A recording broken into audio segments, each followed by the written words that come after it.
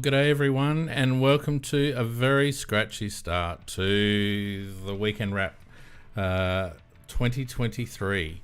A few audio problems, a few live streaming problems, a few everything problems. I've got some shiny new stuff and I had to reinstall everything and reset up everything, so all my settings were stuffed up. So I hope I'm coming through clearly. Welcome to everyone who has joined us on Discord and YouTube and Spreaker and everywhere else, but welcome in particular, Macca, and I'm just going to do a big reveal here. Welcome, mate. How you going? Pretty roughly, actually. I'm in my second week of bloody COVID. Yeah, that's right. You've been pretty crook, haven't you, mate? Yeah, no, really crook, and not improving very much. So, look, I apologise to anybody in advance if I have to cough, if I have to blow my nose or something like that, because I just can't bloody help it. So, but I thought better to have a cast with a few honks here and there and have nothing. Yeah, beautiful. Now, Paige telling me that it sounds better on YouTube. Thank God for that. I don't know what's going on. Now, Mac, it's been a big off season. There's been a fair bit going on at the club.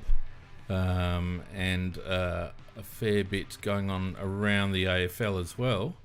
But there's probably something that we need to start with just straight off the bat, just to get it out of the way, and it's the most important thing I think we'll have to deal with tonight. What'd you have for tea? Well, because I wasn't well, because the missus wasn't well, we had shit tonight, mate. We had takeaway Chinese, and I must admit, he didn't actually get it. He didn't get it spot on. I was very unhappy. Well, part of the reason why I was pushing shit uphill to get this thing organised is my Uber driver, for about the 5th time in the last year, sent my food to the wrong place, and as a result, I had cold fish and chips, which wasn't very nice. I wasn't happy about Oh, that. lovely. So All we right, both but done well. We both operating on nothing, mate. We've got no decent food in us. Yeah. Now, look, it's great to have you visible on the cast, Macca. It's really good from the perspective of engagement, and it leads me into something that we have to talk about, and I don't want to dwell on it, and I just want to let people know that I've got my finger very firmly on the moderator button on the chat, so just relax, people. But us having our faces up on YouTube is a bit of a big deal, and there's been a situation where a few people who were on Twitter might be aware, but back 2 years ago, Mac, we had a sometime presenter on the podcast, Donkey Magoo. Yeah. Many people would have Back in 21 at the latest. Yeah. Yep, many people would remember Donkey Magoo, whose real name is Kent Rowe. And the reason I say his real name is because, as a lot of you would probably know by now, late last year he was convicted of some child sex offences in Northern Territory. Now, obviously, the only reason we actually knew about it, Mac, was that we actually knew his name. The first we saw about it was actually in a newspaper. We had no idea at all. I stumbled across it, yeah. Yeah, he'd gone quiet. We hadn't heard from him for a while, but that wasn't unusual. And we just, the next thing we know, this has popped up. Now, at the time, it was, early November, I think, when he was convicted. Yep. And, we talked about it and how we were going to deal with it. And I, for one, had a ton going on personally with work and with some family health issues as well. And we kind of made the decision at the time that, because not many people actually knew him, in terms of his real name, that it's not going to be a big deal if we don't say anything at the time, and we'll address it like we're addressing it now. Unfortunately, and some people, Mac, probably disagree with that. I know a few people who felt very strongly that we should have come out and said something at the time. And look, maybe we should have. I'm not trained in media. This is totally, it totally got us on left field, didn't it, mate? And we didn't really know how to handle it, to be perfectly honest with you. Well, Yeah. I checked his Facebook account, that was deleted, and I checked Messenger, that was deleted, and I checked Instagram, and that was deleted. So I just assumed all his accounts were deleted. So that's the reason that, and we didn't have an opportunity to talk to anybody until now, really. Yeah. We could have put it up on Twitter, which I don't think that's our role. Well, I mean, I made the decision to not say anything because not to not say anything, but to not say anything on socials, because it's very hard to put any sort of context around socials whatsoever. And 140 whatever characters it is on Twitter doesn't really do it justice. And I felt that it was better for us, considering we have a minor connection to the guy, an incidental connection to the guy, that we should probably talk about it on the platform where we actually knew him. Because I want to make this really clear to people, because people probably don't understand. A lot of podcasts will sit around the table and do their podcast once a week, and they'll record it and they'll have a few beers and whatever. We started back in 2015 out of Big Footy, and we were all over the place. We had someone in Victoria, we had someone in Sydney, we had a couple of us in Adelaide, and at the time we decided to do it remotely. It was easier, and that's how we've done it ever since. And there's been people on the podcast over the course of the years, Macca, that I've never met. I don't even know their real names. I remember Red Mist and those blokes. I wouldn't know them from a bar of soap. I could trip over them in the street, but I wouldn't have any idea who they are. And Kent joined us on that basis as well. It was via Big Footy. He stuck his hand up. He wanted to get involved. He lived in the Northern Territory. And I never met the guy. I don't think any of us met the guy in the flesh. So, it's one of those things where we're associated, but we're associated with someone that we've never actually met. So, And J-Mac, I'm aware that his Twitter profile has him listed as part of the CrowCast, and I've actually, pardon me, sent an email to Twitter to see what I can do about that. The last thing I want to say about it, though, Mac, is that whether people agree with us, with the way we've handled it or not, one or two people on Twitter decided to take umbrage with it to the extent where I was targeted personally. And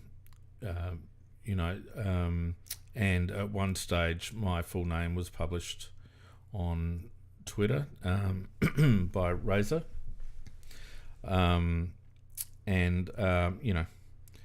I had to approach Twitter and say, look, take that down, please, because that's doxing.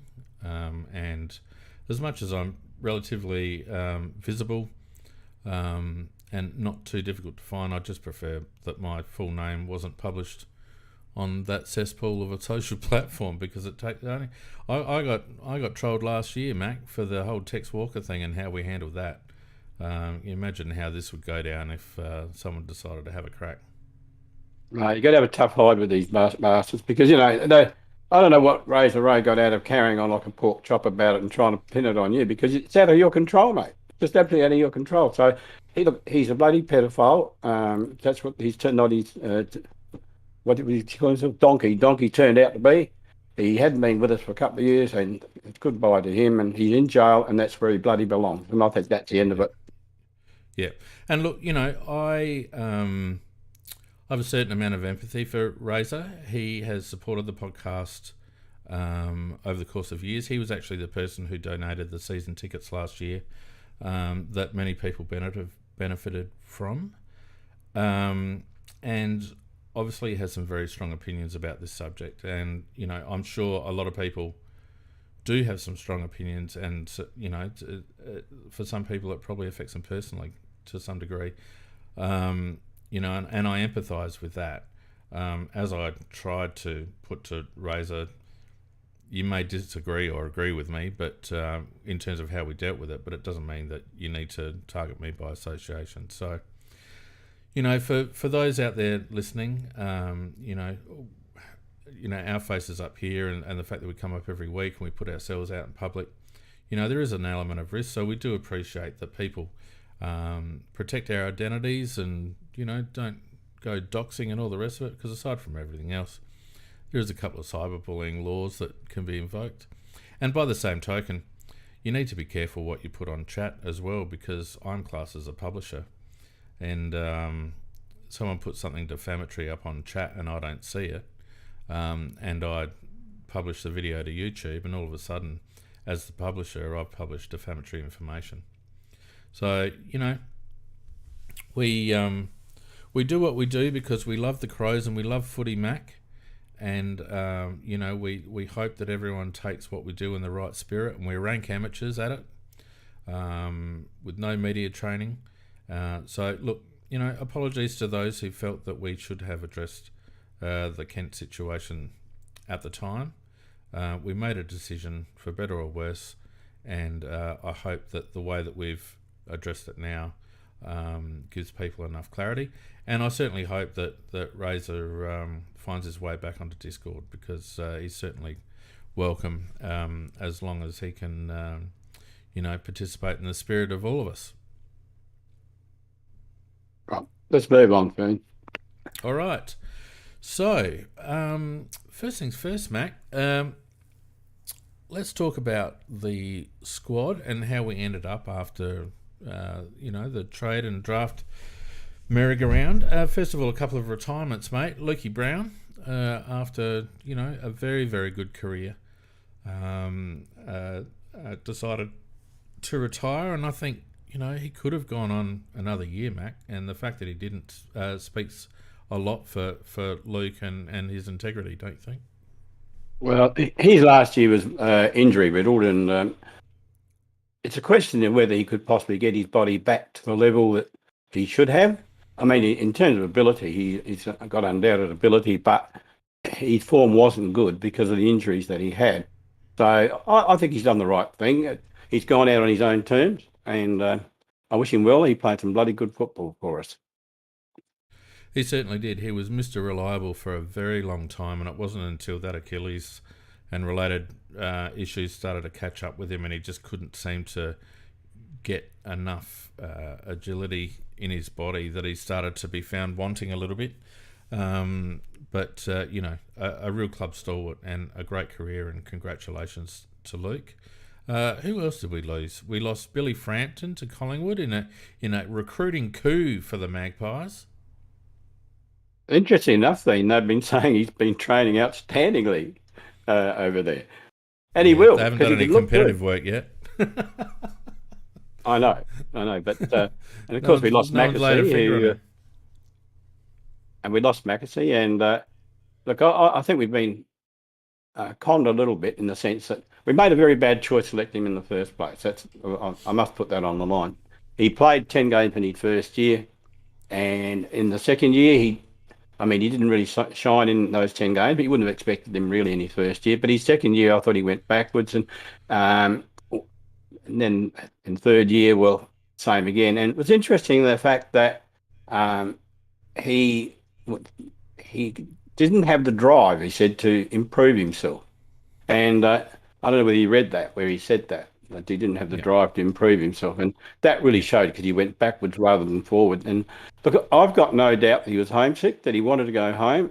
And why he signed on for the next 2 years, I don't really know. But one thing I will bet you that I think we've done the right thing in doing what we've done, letting him go.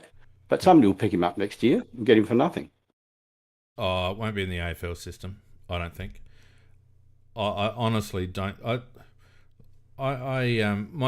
tend to agree with you, Macca. It was a poor choice, and we can only surmise the reasons, but from from an outside looking in, it looked like the lad lacked that extra bit of drive that is needed to get from a good average player to an elite player. There's a lot of good average players running around in state leagues and amateur leagues, and they've got great natural talent and they've got good physical attributes, but it does take that extra bit of drive, that extra bit of motivation to elevate yourself above, the thousands of others that are playing league footy. And I don't think Fisher had it. And it's apparent from some of the articles that have been published, around his draft selection. It wasn't something that was a secret. It was known at his state league club or his TAC club. They had queries about whether he had the drive and the motivation. I did read that. And it just makes you wonder, considering the amount of money that we spend as a club, how we could have missed that as a recruiting team. Very poor, actually very poor, because that was a coach that where when we drafted him, that was a team he'd been playing for. And his coach would have known him very, very well. And he made that statement, as you said, that he doubted himself whether Mackesy had the drive for it. Yeah. Yeah.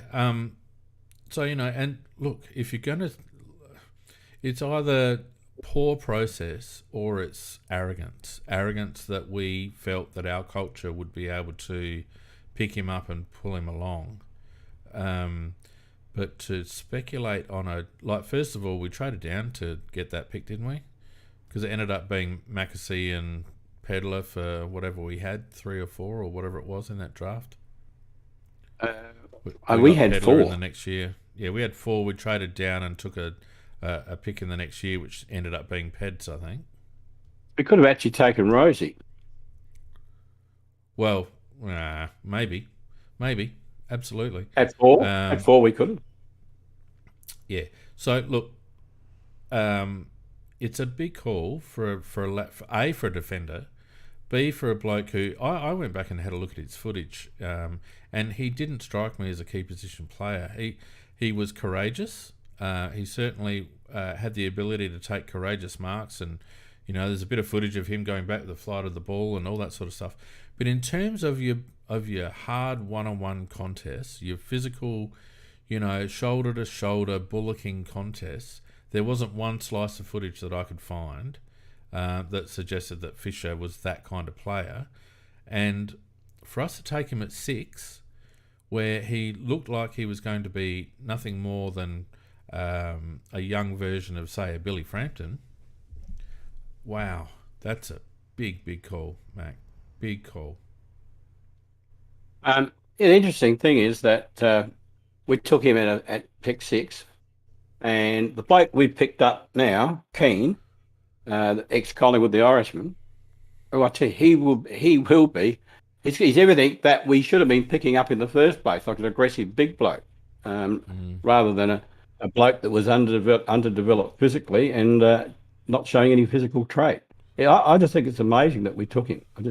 But still, I think, look, he's gone now, and I think thank God for that, because every time I just saw him playing or not playing, he was out on the oval. I just feel sick to think that we just wasted pick 6 on that. Yeah. Yeah, and let's not dwell on it, but there hasn't been a lot of scrutiny about that outside of the Crow supporter base. But it's just, it's a big call. And I know we're probably spooked by the rapid decline of Daniel Talia and our apparent lack of key defenders to take his place. And that obviously had an impact on their decision making. I could imagine, but the kid's still got to have talent, and he had some. You could see he had some natural ability, but it was evident to me that he wasn't going to. He was never going to be a centre half back. Never, ever, ever. No. And we also got rid of Davis after about 327 years, or however long he's been with us. I never thought he was going to go. Was it that long? Was it that long, Macca? Really? Look, I may have had it on a year or two, but it just seemed like he was just bloody perpetually there.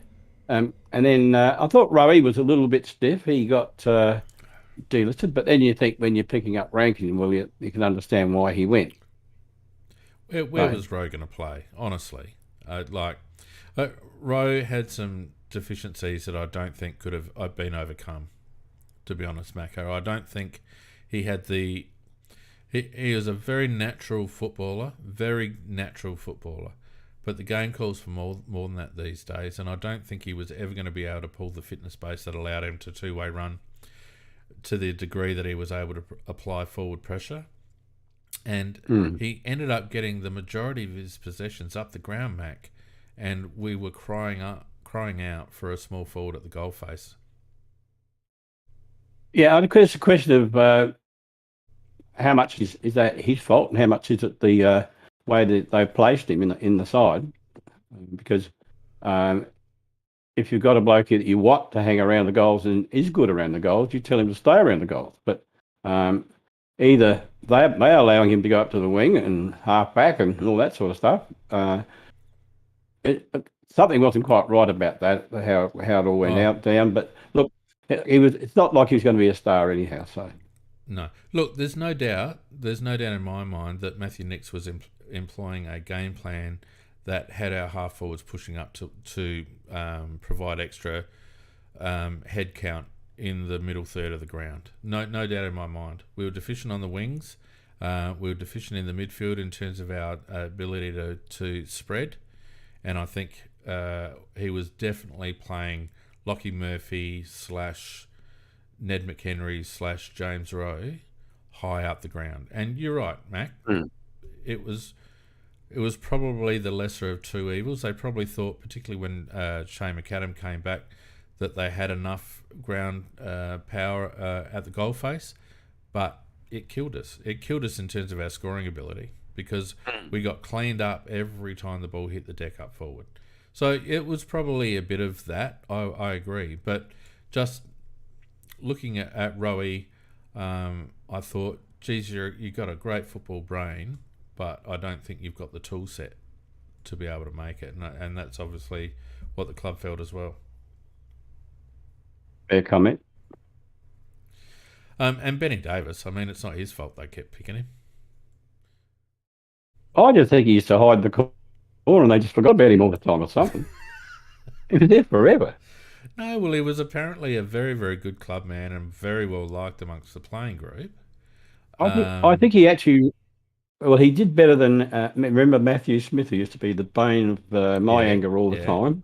He was there for 7 years for no games. I think Davis only was there for 6. No, he never played a game. Matthew Smith, but 7 years. I'm telling you, when Benny Davis played off halfback, the times that he got, he didn't look any worse than a Chase Jones or a Patrick Parnell or anyone like that. Good ball skills, good at ground level, ran straight lines. Wasn't the worst, Mac. Wasn't the worst. No, and he wasn't the best either. So no, he wasn't. But not everyone's going to be the best. In a squad of 40 odd, you're going to have people that are 37, 38, 39, 40.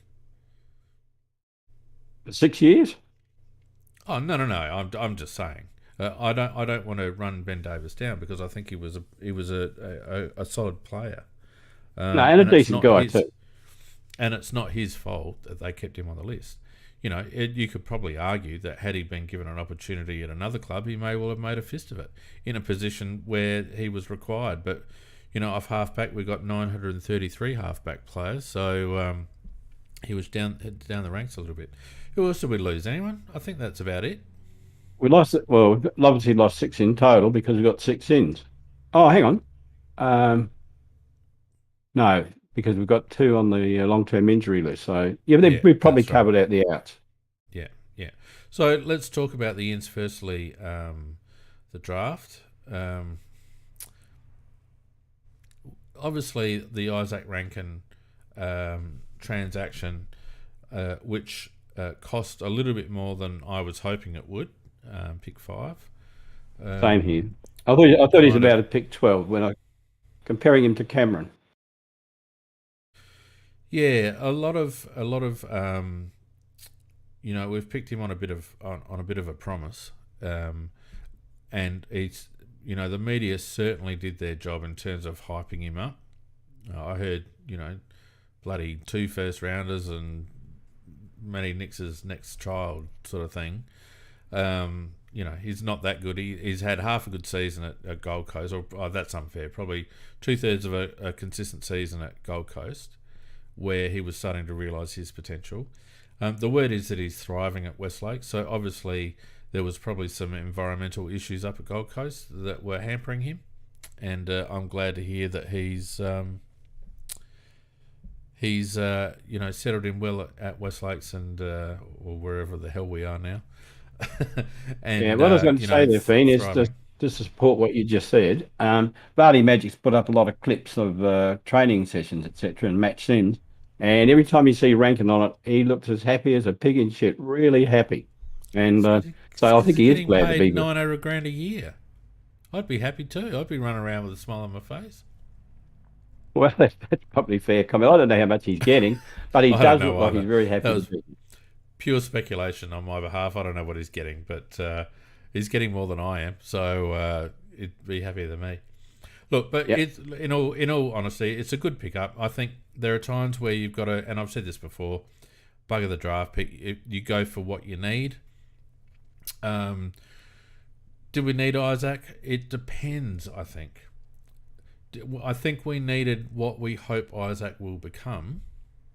I'm not quite sure whether we needed what Isaac currently is. Is that a fair call?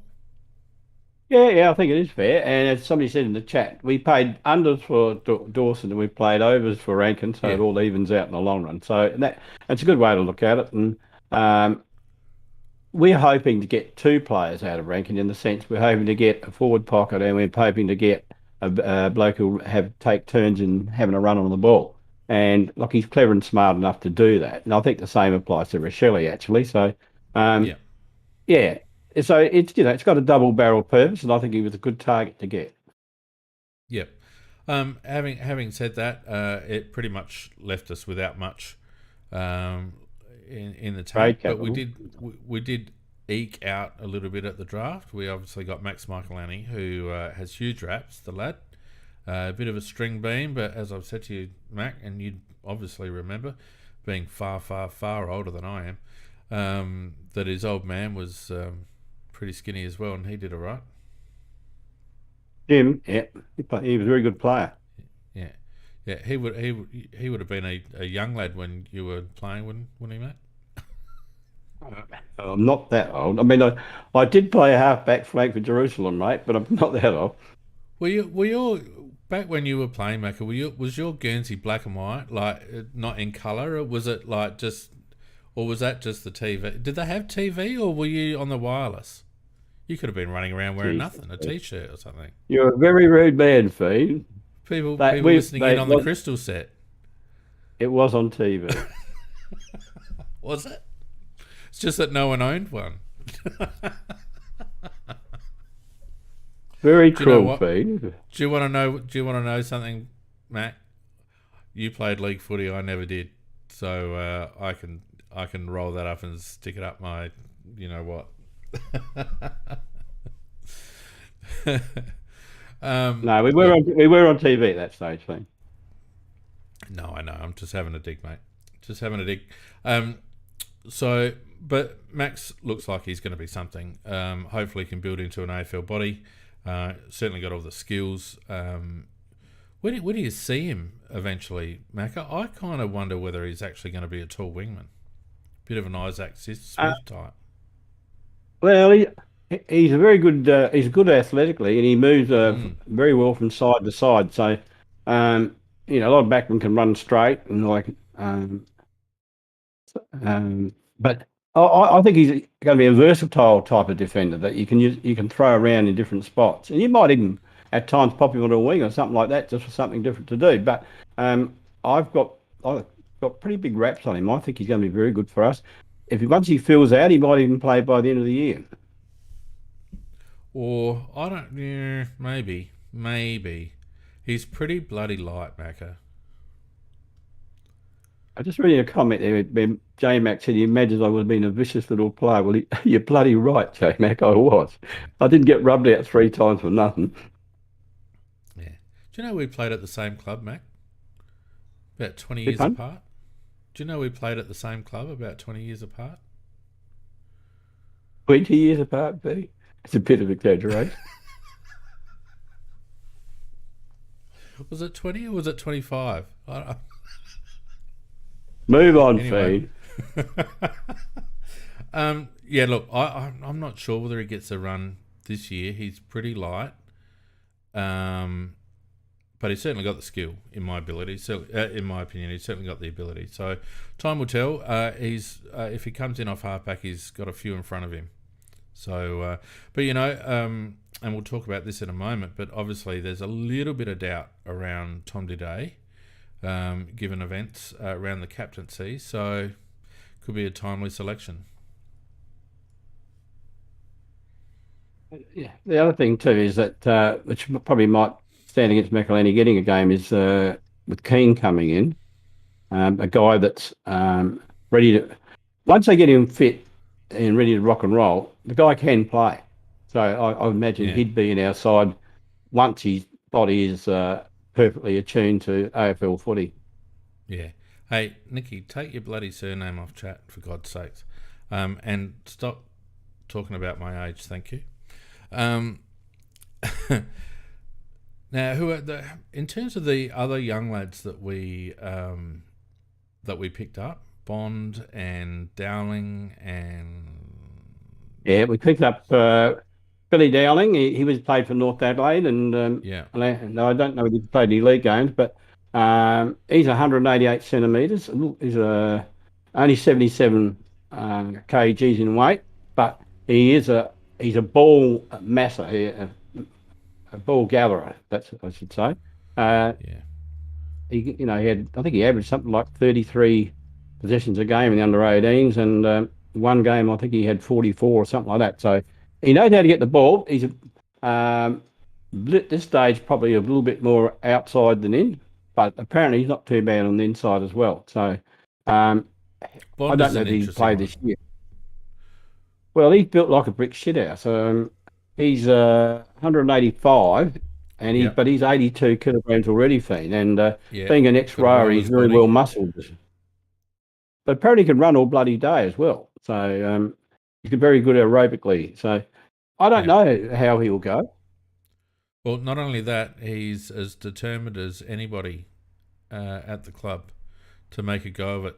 I think he appreciates the opportunity. As you say, he grew up in a rowing program. Obviously, very fit, but it's matched with the motivation we only could have wished that Fish Maxey had. So Oh, hell look, yeah. if any lad's going to make it on the back of pure persistence, it's going to be him.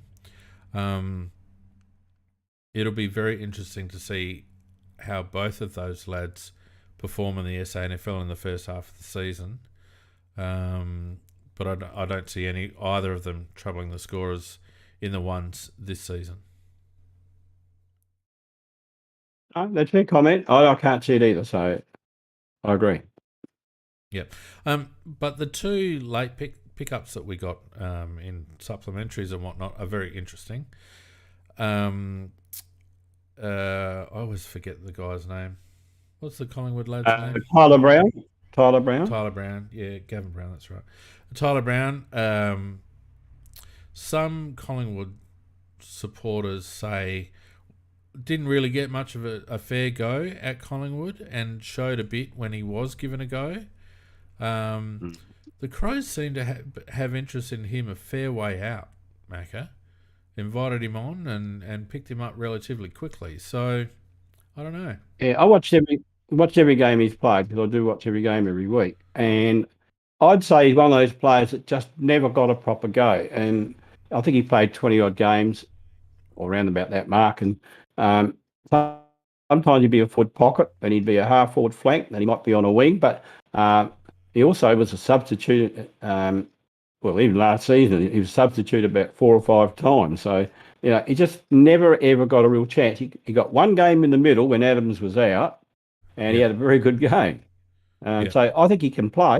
And I think all he needs is opportunity. So he's a big boy. He's about 180. What is he? 185 or something like that. Yeah, yeah. He's the right prototype in terms of his size. Yeah, I don't know. I don't know whether he's been playing in Matcham or not. Vardy Magic hasn't mentioned him at this stage. So over to you, Vardy Magic. Up to you to come up with something. And Vardy's been relatively slack this off season, I got to say. no, he's been very good. He's been good. No, I'm allowed to give Vardy shit this week. just this week. Just this week. Oh, I love you, mate. And yes, Nicky, you did fix it. Well done. The other lad, though, from Ireland, Keane, he looks like a bull. And I think this is a bit of a coup for us because he was breaking into the Collingwood side when COVID hit and he decided to go home due to homesickness.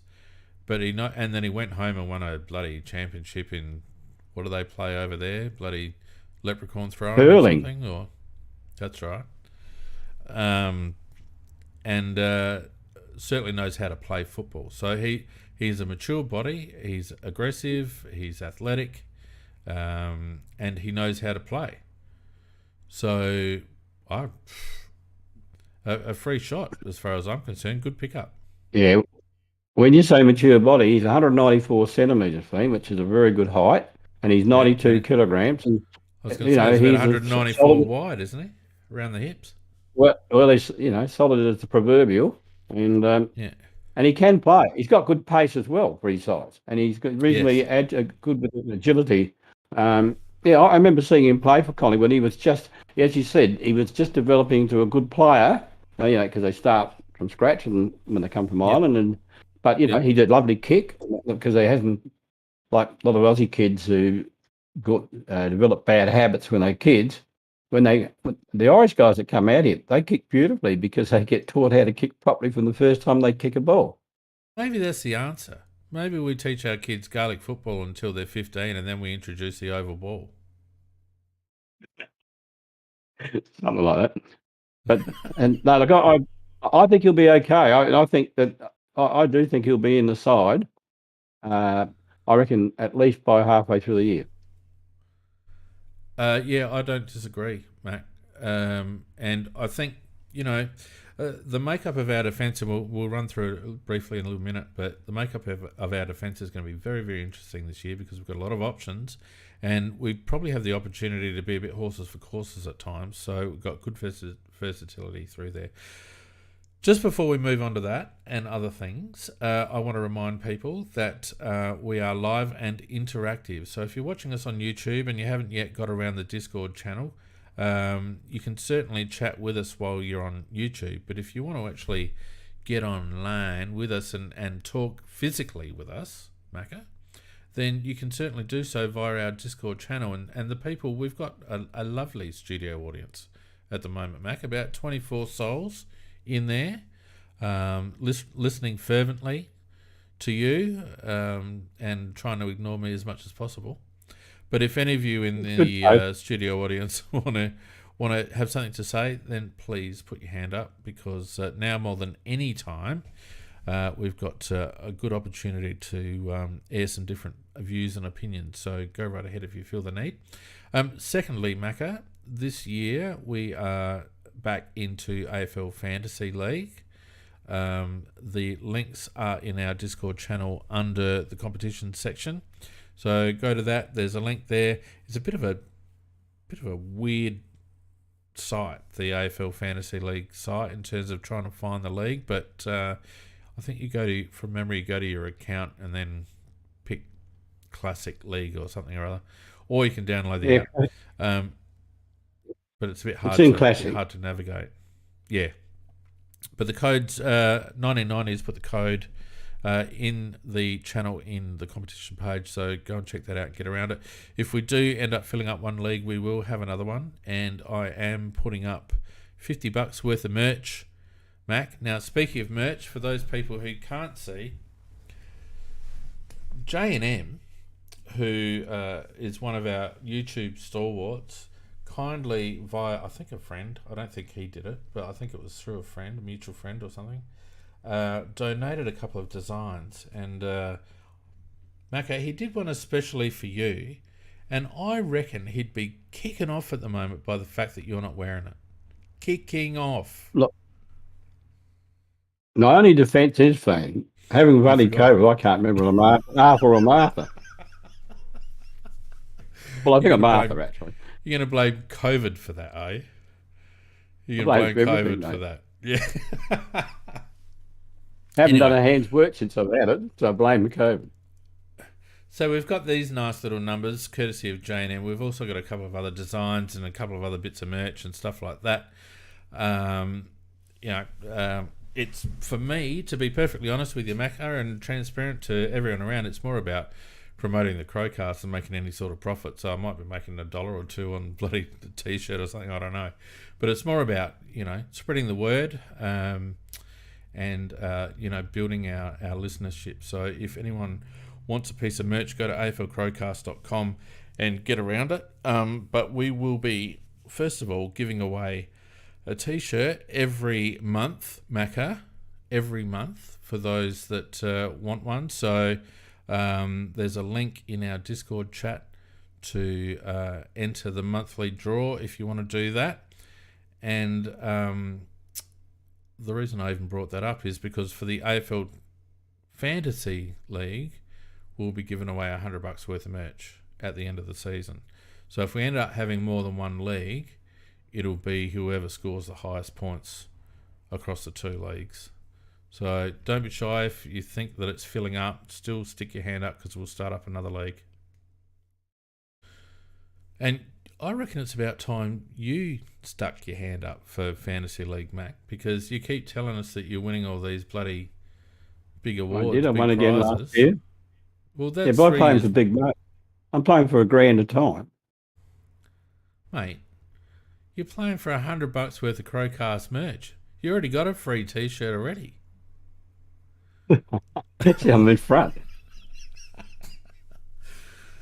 But what are you driving around? No, what are you driving around in a bloody BMW? You get free meals from 5AA all the time. You get free clothes from me. Jesus. And free alcohol. I won a few liquor awards as well.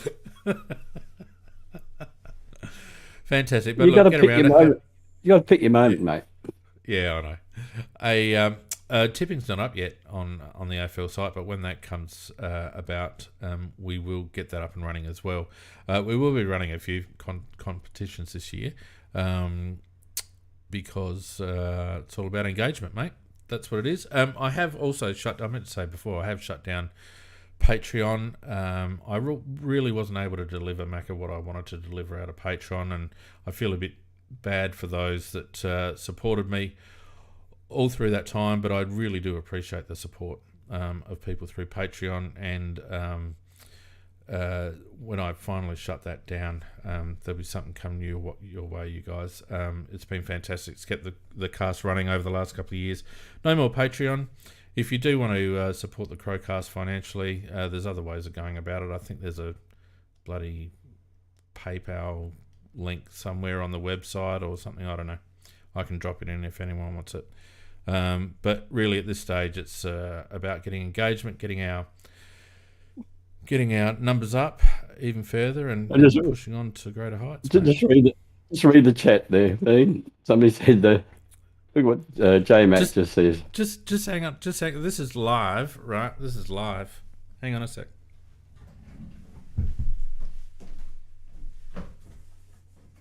That's a good shot of your bum crack there, Faye. Yeah, doesn't matter. Now, oh shit! There goes my green screen and everything. I don't care. These are the boxes of mugs that PJ Crow bloody organised for me. How long ago was that? 2 years ago, I think. I keep losing them and then finding them again. J-Mac and others, they will be coming. I have found them. I'm bloody hopeless when it comes to stuff like that, but I will do it. Now let me just sort myself out again so that I look professional. There we go. Look at that. All right. Enough of that rabble. So, I guess the next thing we need to talk about, Mac, is the captaincy, because we had an announcement last week that no, they weren't bloody empty, Matt. We had an announcement last week that Sloaney was passing on the captaincy to Geordie. I didn't realise that it was Rory's to pass on, but anyway, that was a nice way of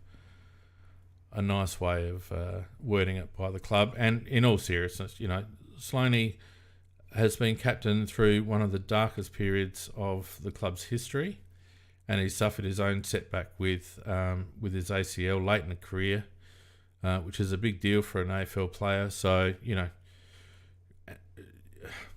he led by example a long time before he became captain. So, we can. Who could ever forget that day he just ran straight into Dangerfield and flattened him? Oh, that and they both went fantastic. down, and he got up, and Dangerfield didn't. That was magnificent. Yeah, that was an absolute highlight.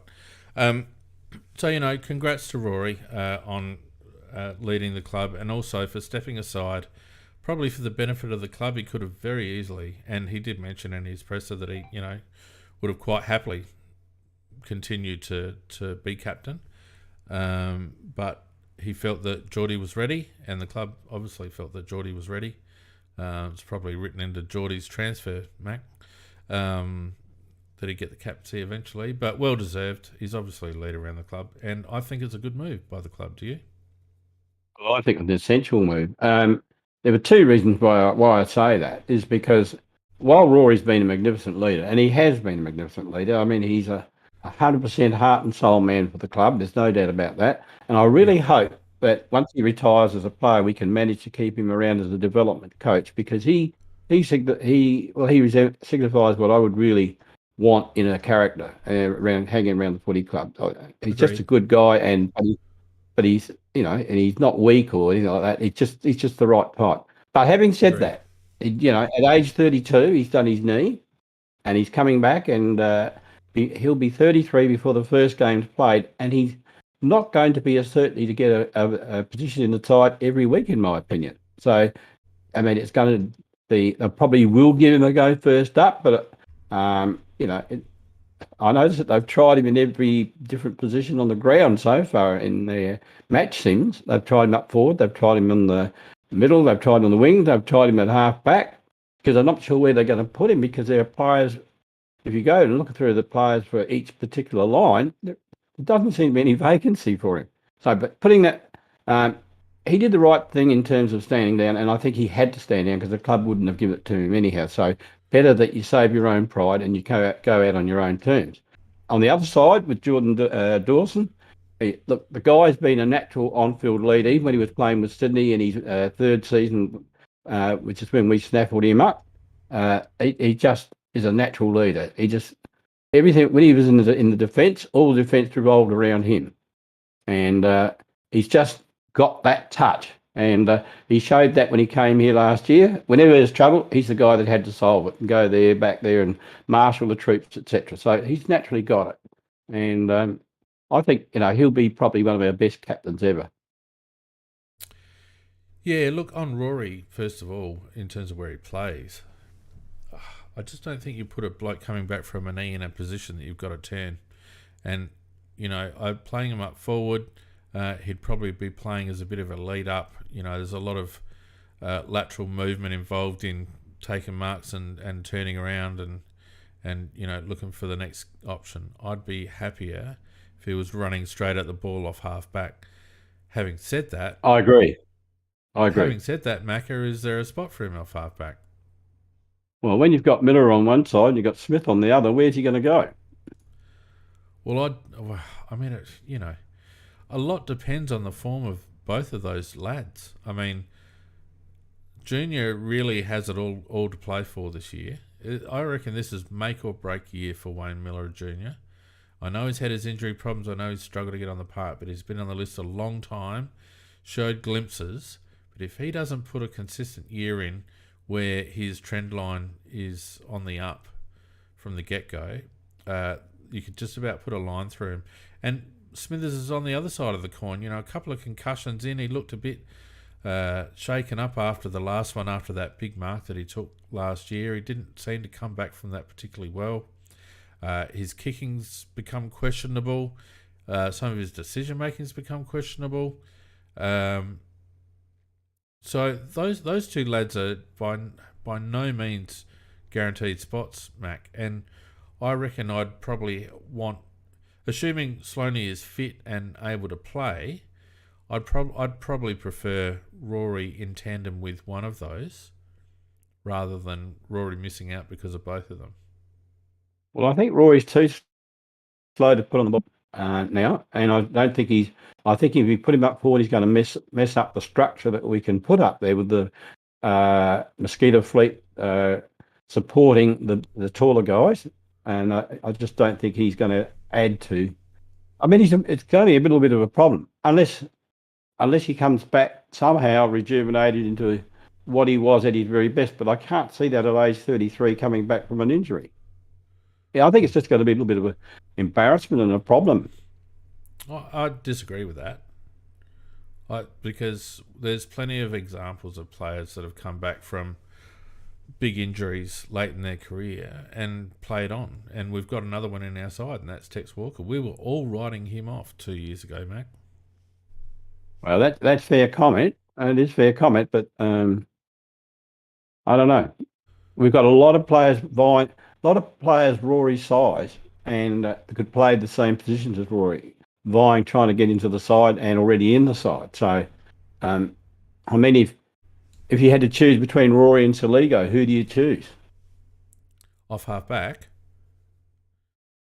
No, I'll say like for a wing position, you're going to choose Rory. Or you're going to choose Soligo. Oh no, Soligo every day of the week.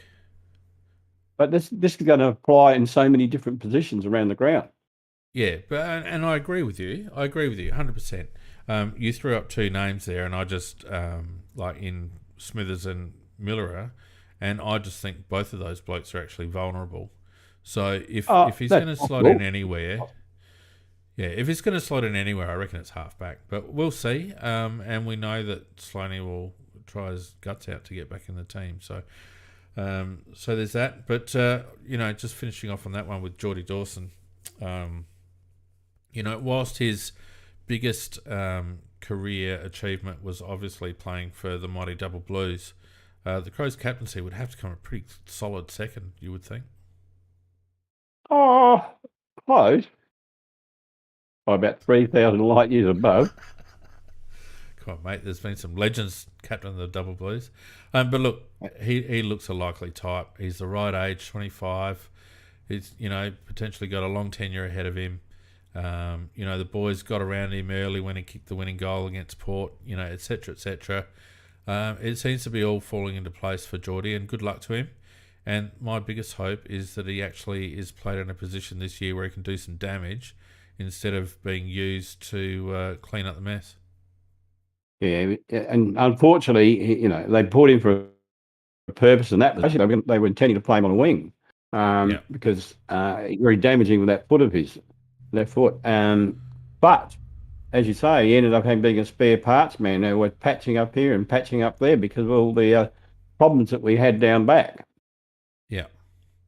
Yeah, and not only is he good around the wings, but he's also dangerous floating up forward as well. Can take a mark and kicks a long goal. So, and Sydney got a bit of that from him the year before he left. So let's hope that Nix doesn't, fall into the trap, I guess, of using Geordie as a bit of a dike plugger, and stopping leaks and all that sort of stuff. Our defenders have got to learn to stand on their own 2 feet, and we need to give Jordan the responsibility to lead that midfield group, because a lot of young lads coming through there, and he's the leader. Yeah, I liked when he made his speech about becoming captain. I liked the way he said, like he'd be helping the lads and interested in what they're doing, etc., etc. But he did have a hard edge on him as well. I liked that fact that usually they just fuss away and say, "Oh, we'll look after the team, we'll be all this and we'll be that." But I like the fact that he emphasised he's got a hard edge. So I think we've had that missing a little bit out on the field as well in terms of the leadership. So I think that's a Well, plus. it's the first bloke that we've had from Sturt be captain, and that's what you get from Sturt. You get blokes with skillful blokes with a hard edge. Was that a So it's hard about head, you bloody say? time. Hard head? Anyway, let's move on. Now, what was it? Oh, jeez. Well, look, there's one thing I have to say, just interrupting there, Pete. We're Yeah. talking about the coach, the captain now, to talk about the coach. I think Nick's is under real pressure this year that we have to show distinct improvement. Look, I wouldn't say he's under. Well, I mean, he's under pressure, I think.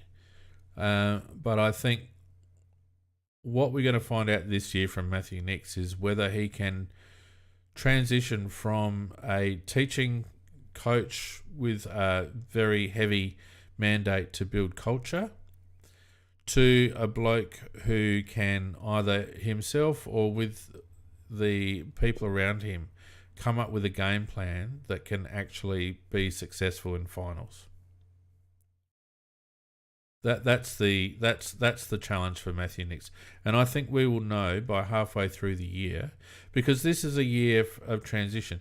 Every player that I've heard, Johnny Hinge and Darcy Fogarty and others, they all feel a little bit dissatisfied with the way last year finished up, and they've got another pre-season into them, and it just feels to me as if they're all ready to go and they're all ready to take the next step. And they need to be supported by a game plan that is going to allow them to, as Matthew Nix himself says, show their weapons. And so, from my perspective, this is a really telling year for Matthew Nix as to whether he can shift his mindset from being a, defensive-minded, get games into the kids kind of coach to, all right, let's unleash the shackles and start taking advantage of our strength kind of coach. Yep, and I'm not saying he can't do it or won't do it, but I'm just saying that when you have a look at we won 8 games last year, but if you have a look who 4 of those wins were against, they were against the 2 bottom sides. So we've still got a lot of improving to do, Glenn, to think that we're going in the right direction. Well, we got 13 games against teams that finish in the bottom half of the ladder this year. Well, the opportunity's there then. That's right. And don't forget that we were one of the few teams in the second half of the ladder that actually had some good wins against the top teams last year as well. That's the anomaly of it. That is the anomaly of it. The ones that we did beat were the... I don't think it's an anomaly. I think it's mindset, Mac. When you go in against a Geelong and you're a young developing team and you kind of got nothing to lose, whereas if you come up against a St Kilda who's sort of at the same level, all of a sudden there's a bit more pressure to perform because, the expectation's a little bit higher. So, I think those wins proved that when we play good, hard attacking football and work as a team, we've got some real talent there. So it'll be our ability this year to be able to exploit that talent. That will be. I think the good wins that we had against good sides showed that what Nix is trying to get them to do will work if they are 100% on, switched on, etc. But it seems like when we were real underdogs, we went okay, and then in the few games that we were favourite, we went rather poorly by comparison. Yeah. Well, that's mindset, if you ask me. And not only that, no, I think it is. Not only that, I think also it could be mindset of the coaches as well, and that's what we're going to find out. Are the coaches prepared for the potential of losses in order to develop the side further, or are they going to continue to protect the downside risk to minimise the damage at the expense of developing a solid game plan? We'll see. We'll see. I don't have a feel one way or the other, but I'm very interested to find out about Matty Nix because he says a lot of the right things. and he's got good I people reckon around him. it's only about, sorry, Finn, it was only about 5 weeks away into the start of the games, mate. Well, start of the game is the first inner club is on the it's on the 17th. Yeah. Yeah, I'm talking about real games, the ones that count for points. Oh, It's only yeah, 5 weeks, I think. yeah, 6 yeah, at worst. But anyhow, I'm starting to get the smell of it and the feel of it and the want of it. yeah. Bit of a liniment smell going on. Oh, I used to love cleaning the club rooms, the smell of liniment. Just loved it. It was a That, real turn on. is that like Brill cream now, or No, it makes you want to go out and just bash everybody. Matt in the chat raised Matty Crouch, and it's a good. You've just, Huh? where are you, Finn? I'm here. Oh, what's happened to my bloody camera? My camera's still here. I don't know what you're talking about. I can't see you. Can't you? What's going on? I No. can see me. I can see you. Oh, what's going on with you? You've frozen, I think. Have I? I haven't Something's touched it. going on at your end. Did you forget to plug your laptop in, Mac? Finn, don't be silly. No. Well, I would have blamed COVID. Can you guys see me? No, on YouTube? we just got a frozen face. Shall I refresh Teams? Yeah, why don't you leave and then come back in? Like click that link that I sent you again. Oh, continue on this browser. Join your Teams meeting. Great. Come on, mate. What are you doing? I know it's new technology for you, but I never touched the effing thing. just blame COVID, mate. Yeah. Right, I'm back. You back? I don't know whether you are. You're not back on my side of the fence. Oh, please enter your name. Oh, what name am I on here? With my proper name? Macca. I'm under. Macca. That's your name, Where? isn't it? There you go.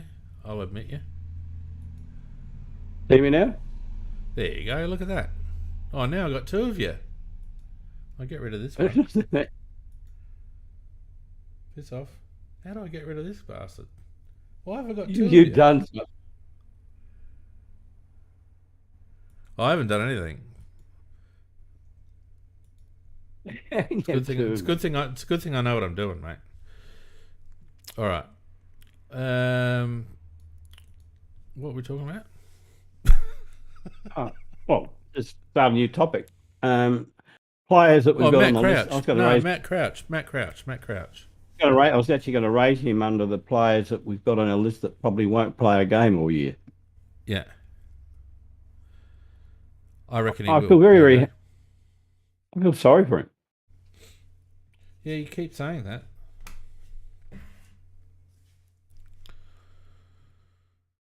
Why? Well, because he was chosen time after time. His numbers were going according to what they always were.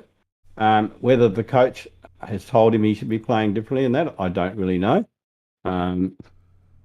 But to me, it just seems that to him it must be mystifying because 1 minute you're the medalist for the club, you're an All-Australian, and then gradually you just become wastage. But it's obviously the game changed and he didn't.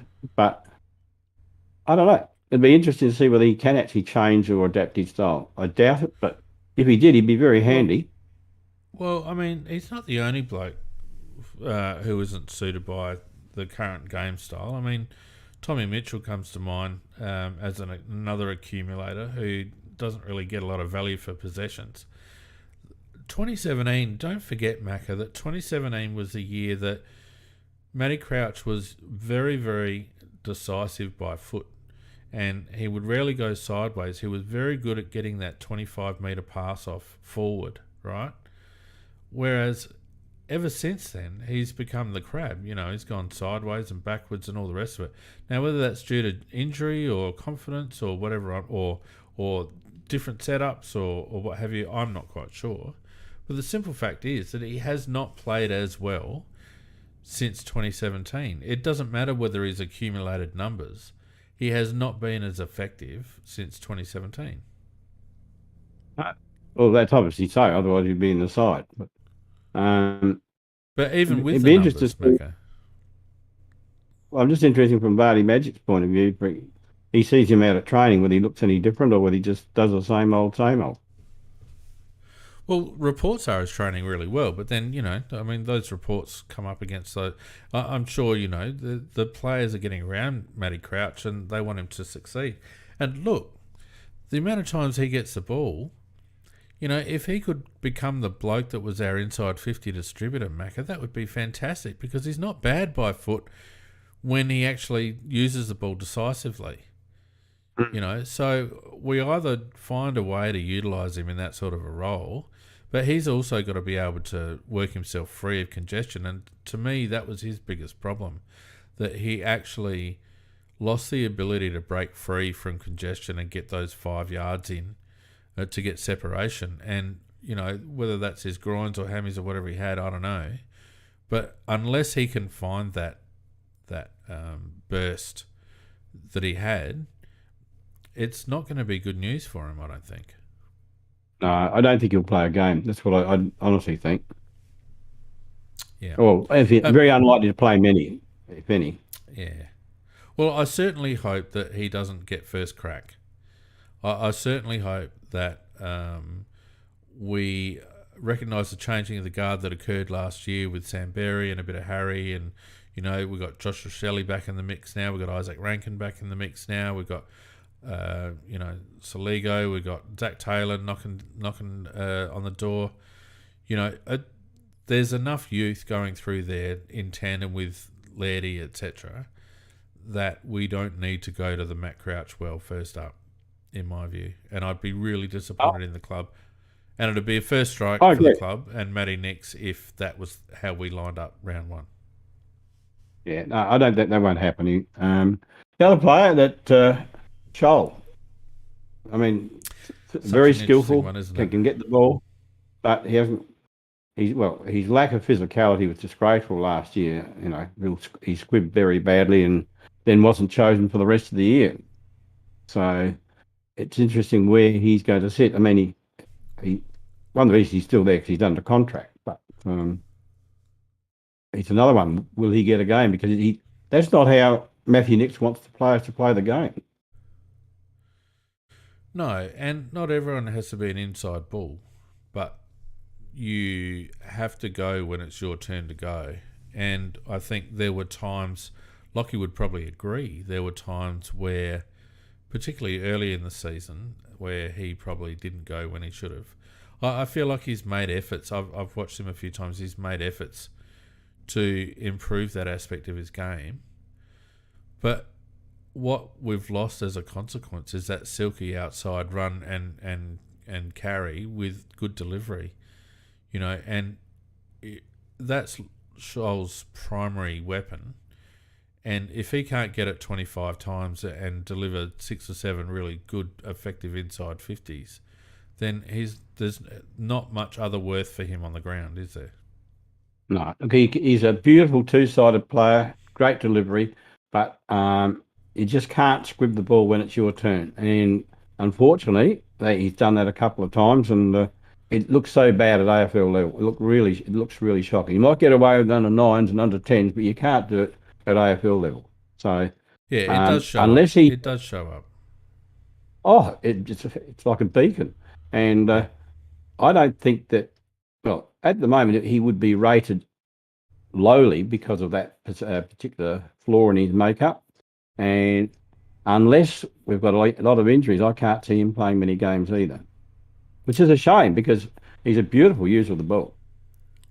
Look, I disagree a little bit. I think if he shows any sort of hardness at SANFL level, they'll give him a shot because I think his weapons are very good, and if you can get his confidence back, let's not forget, he was, a rising star in his debut year or whatever, and all that sort of stuff.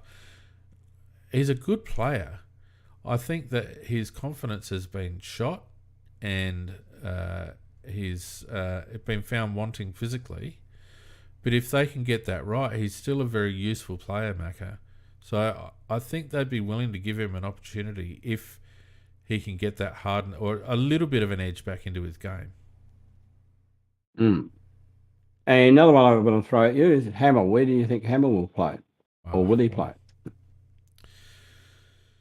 When you talk about feeling sorry for Crouchy, I feel sorry for Will Hamill, because there's a lad that you just cringe every time he gets tackled, because for whatever reason he doesn't seem to have the ability to be able to brace himself and tense himself, and he just gets ragdolled every time. And to me, I mean, it was terribly sad what's happened with Paul Seedsman, and we probably haven't spent enough time on that, but I'd hate for this. We've had a couple of these now, and I'd hate for Will Hamill to have his life adversely affected due to multiple concussions, and he's already had quite a few just since he's been with us. 6. He's had 6. That's a lot, Macca. Yeah, it is a lot. Look, he's a terrific player, actually. He gives 100%. That's one of his problems.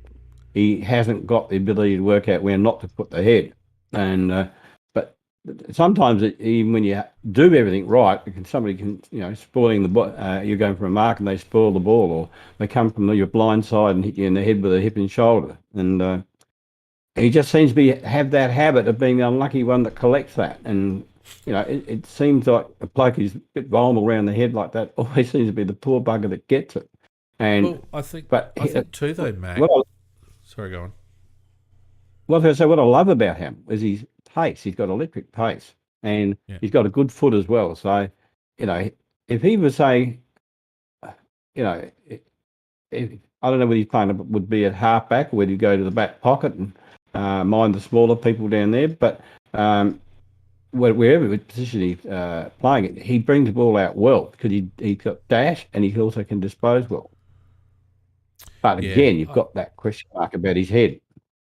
Yeah, and the problem is that now that he's had a few concussions, he does get vulnerable to that little elbow in the marking contest and all that sort of stuff, whereas other blokes who haven't maybe had the same concussion history, they tend to be a little bit more resilient in those circumstances. But once you've had a few, Tommy Lynch seemed to become more vulnerable to head knocks later in his career too, and we're seeing it a little bit with Brodie Smith, in my opinion, as well. And it's a real issue, and it's bad enough for a bloke like Smithers or Seeds or Tommy Lynch at the end of their careers, but Will Hamill's a young lad with his life ahead of him, and I would just hate to see that that he had to retire early and with some long-term adverse effects. I hope it's not the case, because I agree with you. I love him as a player.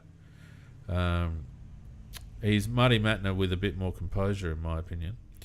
Marty Matner. Yeah, hey, Marty could play with no composure whatsoever.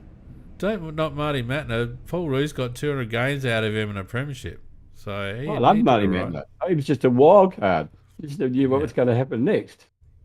Yeah. He was good. The other one that I've really excited to see this year is Darcy Fogarty, Mac. In fact, our whole forward line is going to be very, very, very interesting this year. Tex over the last couple of years has certainly started the first half of the year up and about, so you would expect that to be the same. Riley Thilthorpe described pre-season as the worst experience of his life. That's what Burjo promised him. And apparently Elliot Himmelberg is really training the house down too as a bit of a wild card there, which could allow the Crows to use Thilthorpe with a bit more flexibility and have a few more options in that regard. Throw in a couple of really good smalls in Rochelle and Rankin, and a bit of X factor with Shane McAdam. It's not a bad forward line, is it? No, it's a superb forward line, and that means we've got to really somehow bolster up our midfield to make sure that they keep pumping the ball in there, because the more that, we'll get, I noticed that last year, In the games we played well, we got a very good percentage return for the number of entries into the forward line. Um, and also uh, the the vice versa applied when we didn't play so well, when we Yeah, burnt the ball. But we've got quality up there now. We've got real quality. Um, Rochelle was good there for the first half of the season, but he played injured for the second half. But now you've got Rochelle and Rankin up there, and you that's on top of say Walker and Fogarty. Well, I mean, Philthorpe occasionally up there as well, and McAdam taking screamers every so often, and also sniffing a few on the ground. yeah. There's a lot of potency.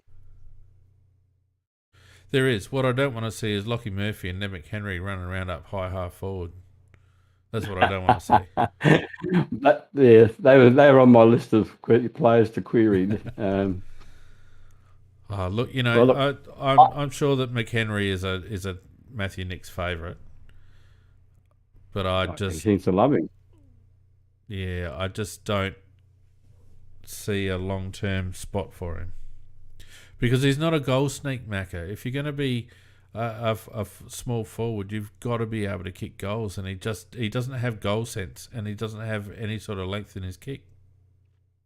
He basically plays as a small defensive forward, which doesn't mean it might stop the ball from going out occasionally from out of the forward line. But players his size generally are supposed to be able to kick goals as well.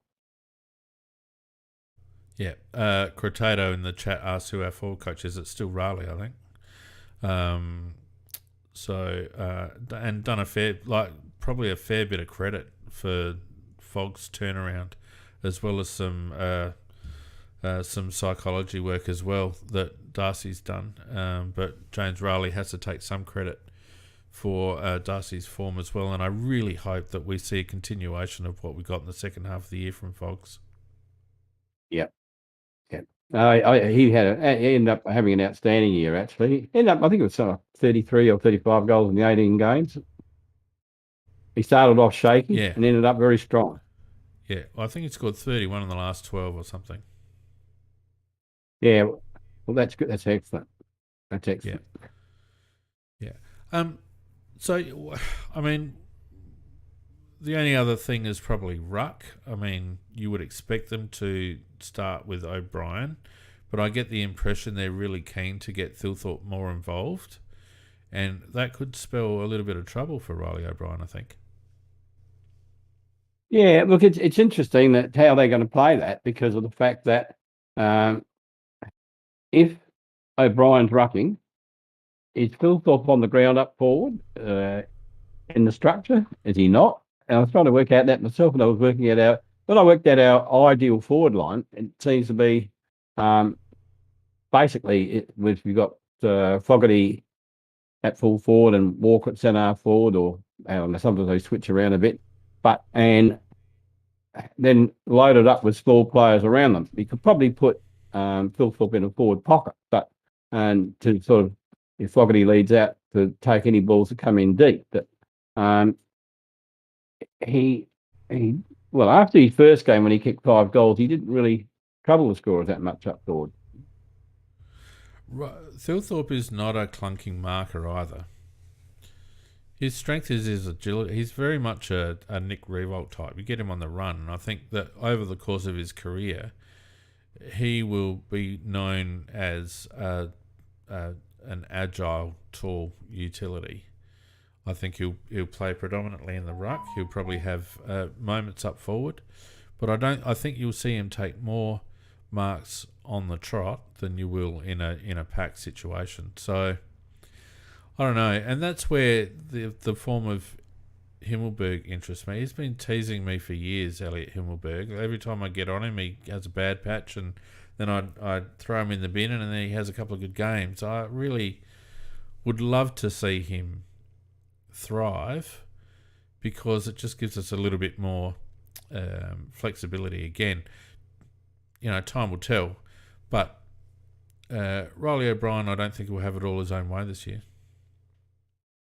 No, well, he certainly didn't have it all his own way when he was on the ruck out last year. He didn't have a great year, That's I didn't right. think. Yeah. No, not at all. Yeah, but I mean, Philthorpe is a talent. Don't get me wrong; he's a real talent, And for a guy his size, he's very agile, and his ball handling down low, round by his ankles, etc., is as good as a little bloke. He can play, and I thought the end of his season he was starting to become good again. Um, Yeah, but I think you're right. I don't, and that's what I'm sure, and I'm not sure how they're going to manage it. But I think you're right that at the end of his career, he'll be remembered as a damn good ruckman that could rest up forward and be handy up there as well. yeah, But what that means with O'Brien, I don't know. yeah.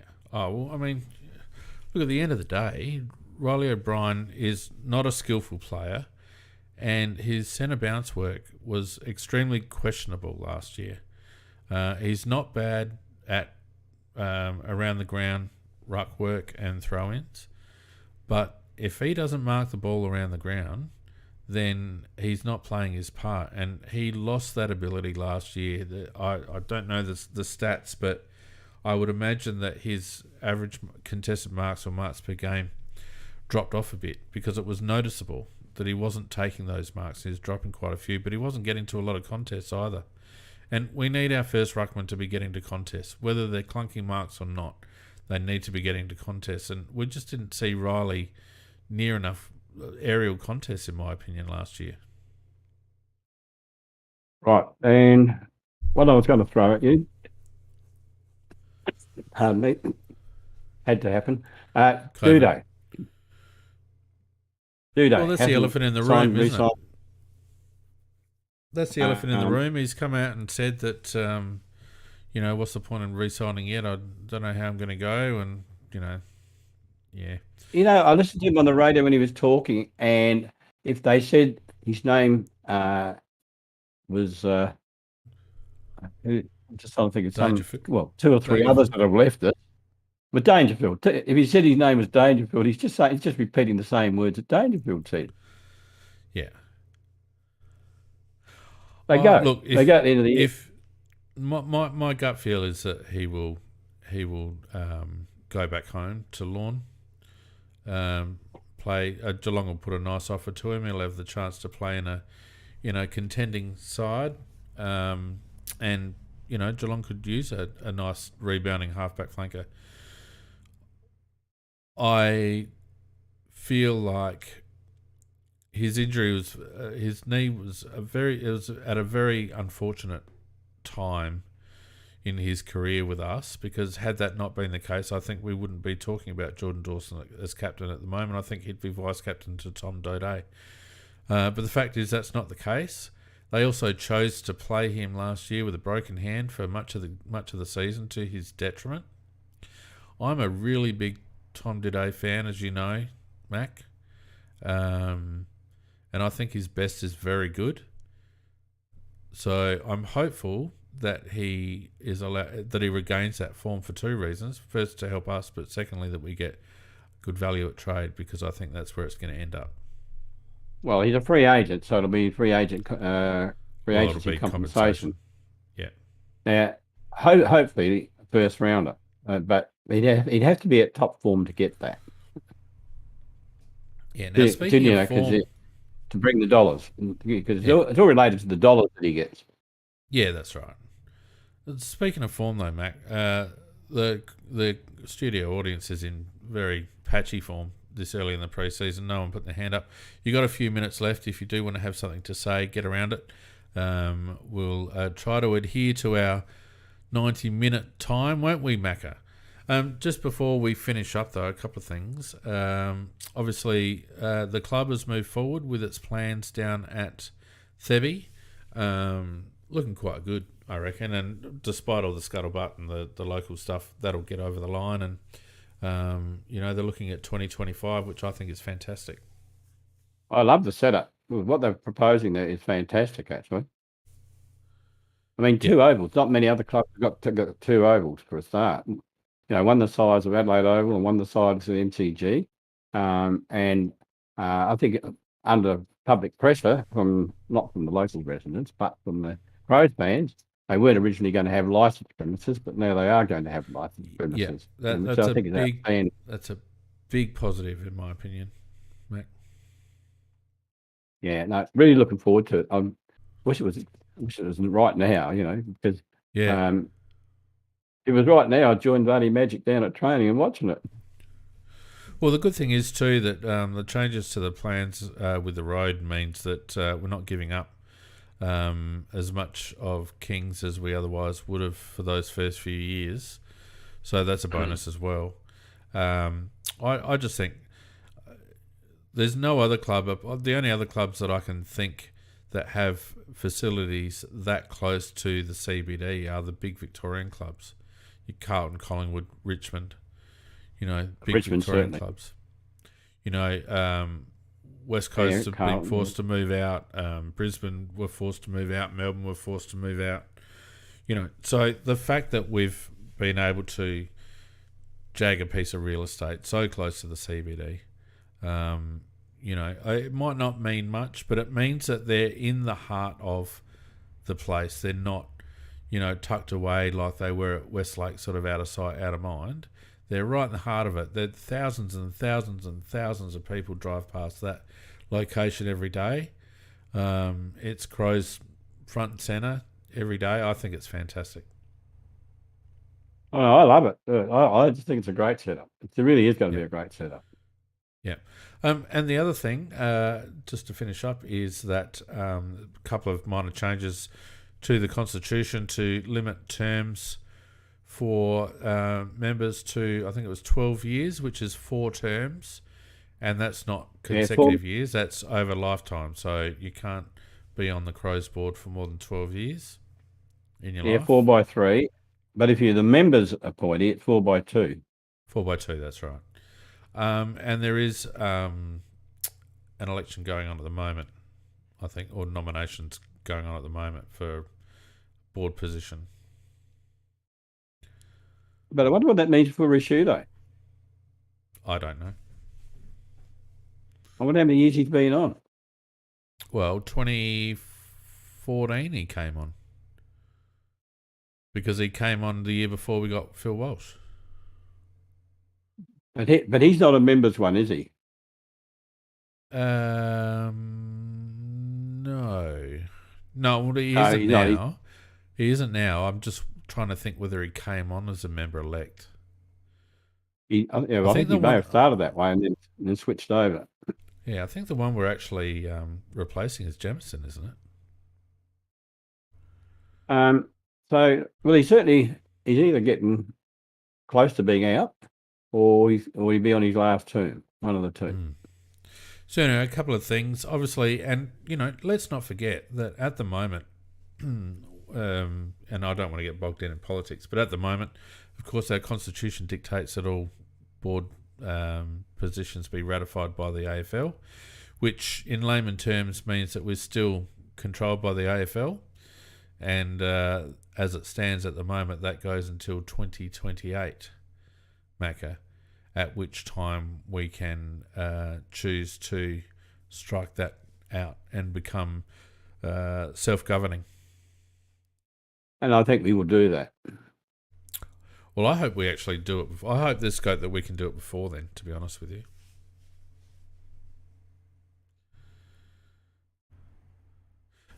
We're self-funded. Compared to the other clubs that have this sort of setup, we're self-funded. We're the only club that didn't ask for a handout during COVID.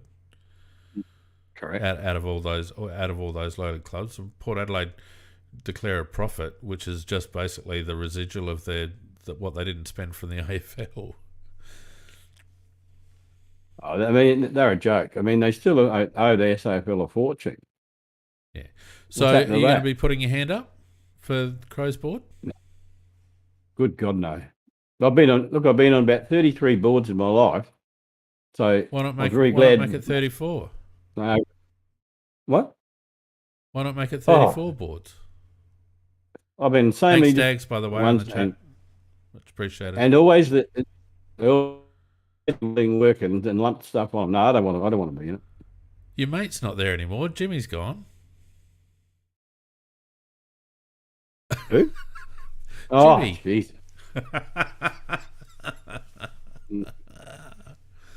Anyway, look, I reckon we might wrap it up there, mate. It's been a very solid 1.5 hours.